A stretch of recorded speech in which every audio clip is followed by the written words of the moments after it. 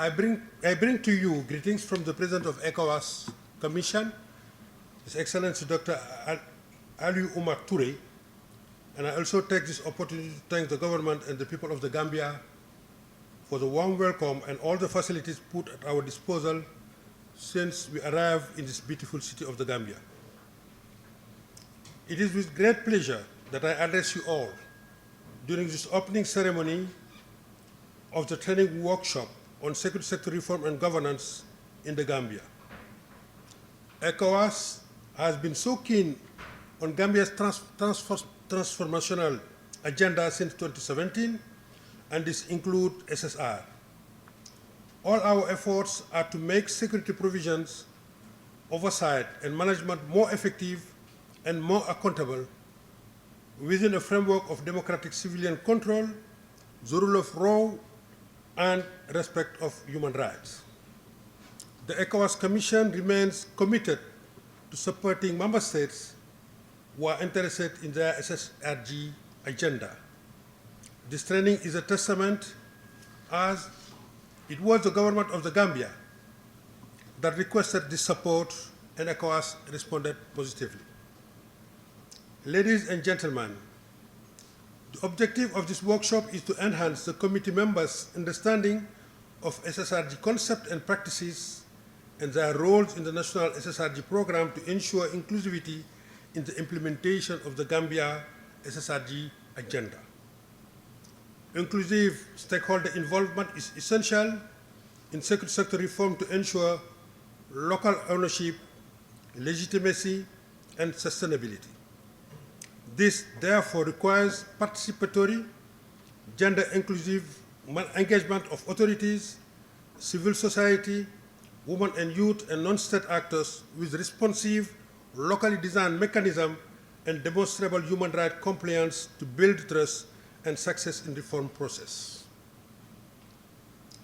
Despite its considerable advantages, stakeholder engagement in national security is fraught with significant challenges.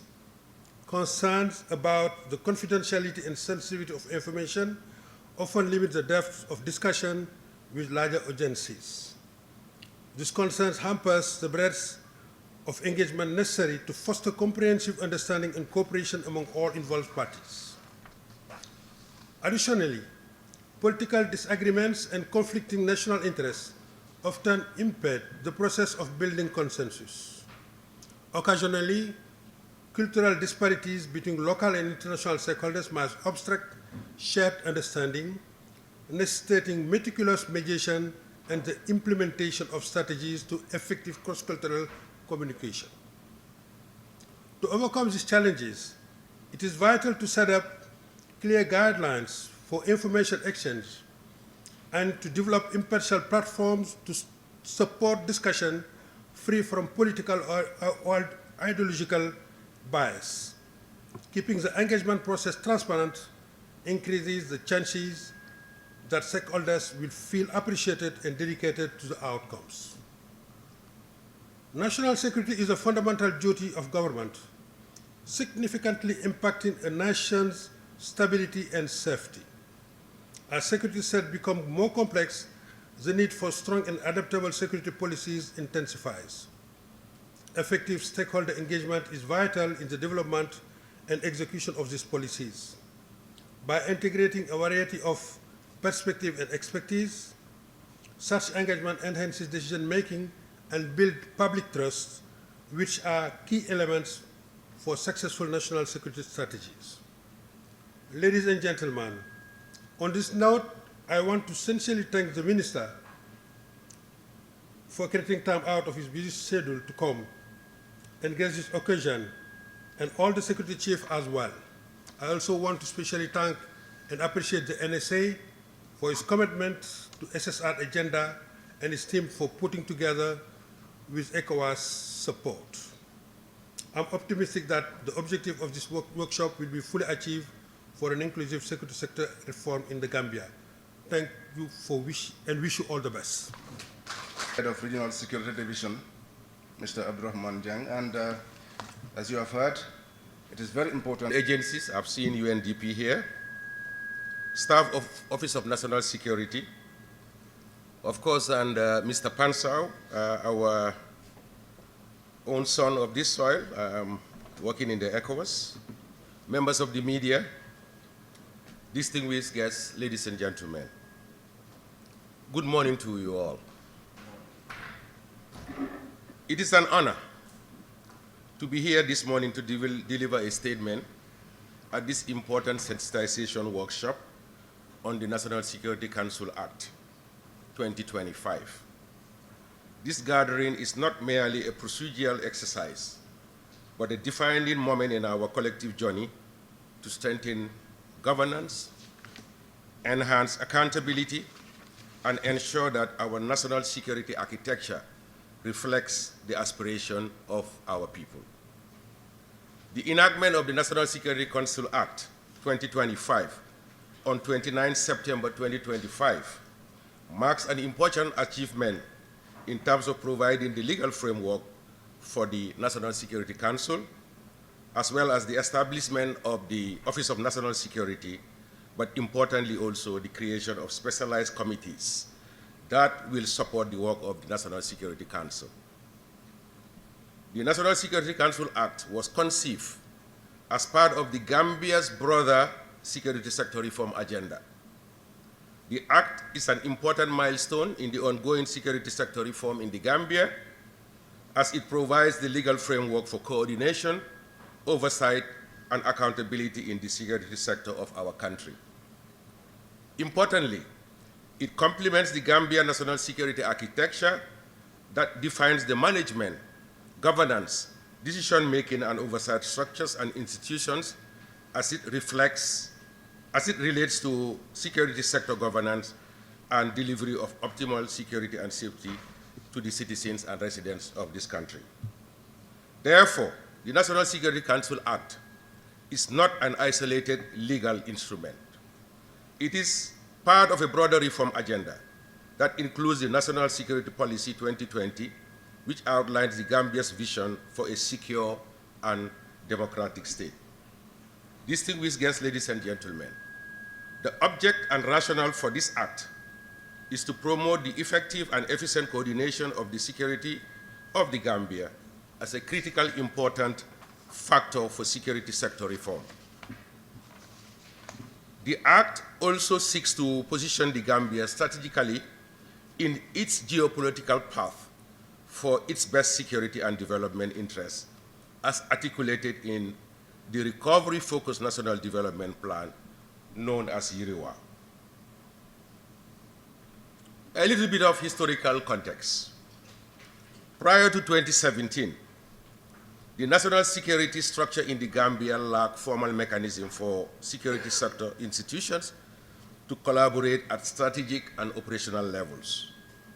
Admittedly, there was a lack of a central forum for managing national security operations and intelligence gathering activities, leading to a disjointed approach in providing information for informed decision-making at executive level.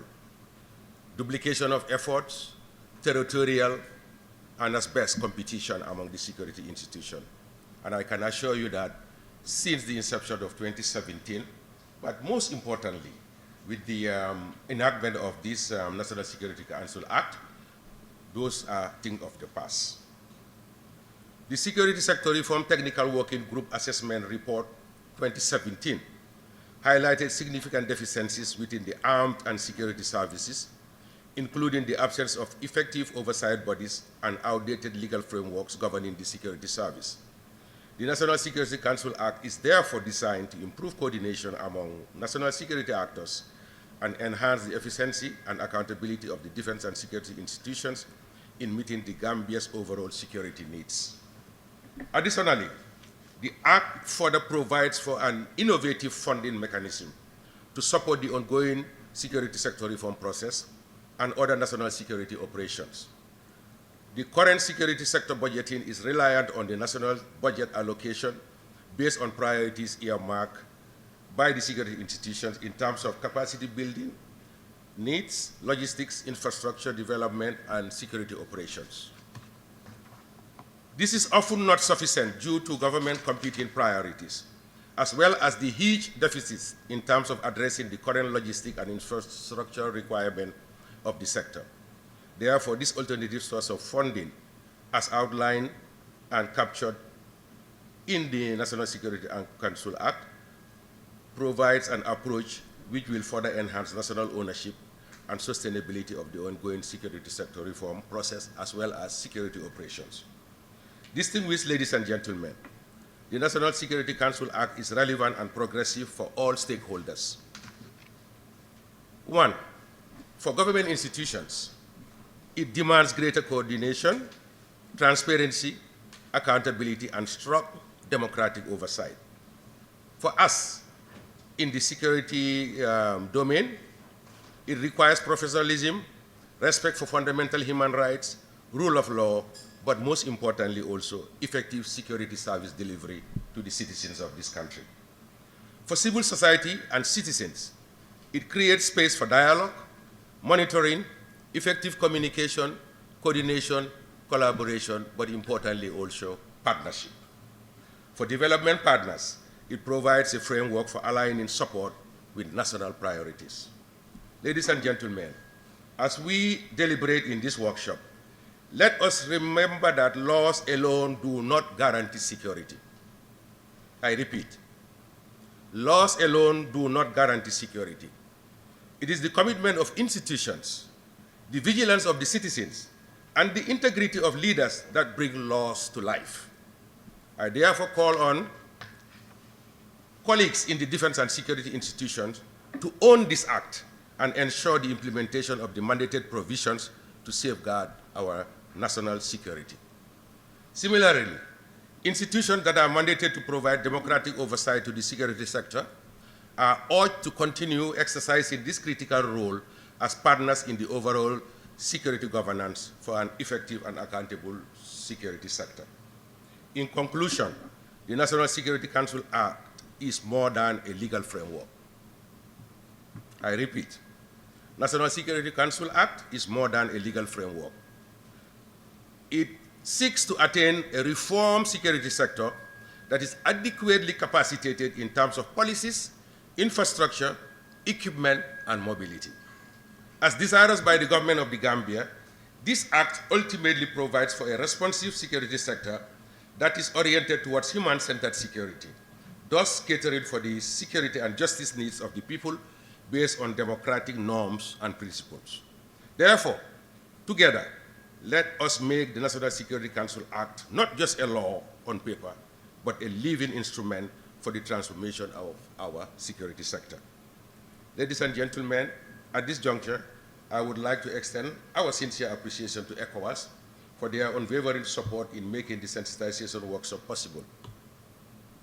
ECOWAS has been a steadfast partner in the Gambia's SSR journey, and their investment in strengthening our institutions is a testament to their belief in our national potential.